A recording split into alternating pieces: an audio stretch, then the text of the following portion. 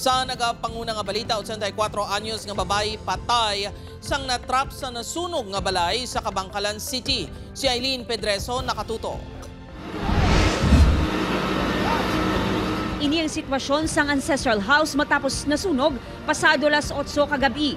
Madasig nga ginlamon sang kalayo ang balay sang pamilya Ruiz sa barangay Talubangi sa Kabangkalan City.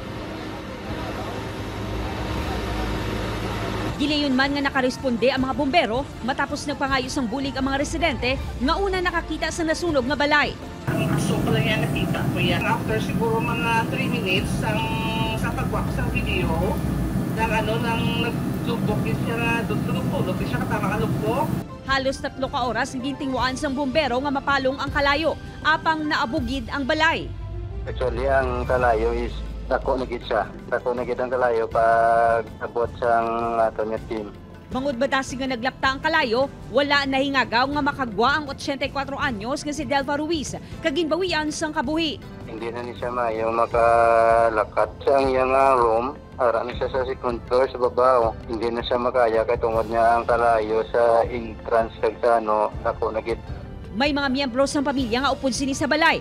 Apang dako na ang kalayo, rason nga wala na siya nasalbar sunod sa BFP. Ginimbestigaran pa ang posible gintunaan sa sunog nga nagbilin sa masobra 400,000 pesos nga danyos. Gintinguan pa sa news team nga makuhaan sang bahin ang pamilya Ruiz. Upod kay Reynald Castillo, Eileen Pedraso, 1 Western Visayas.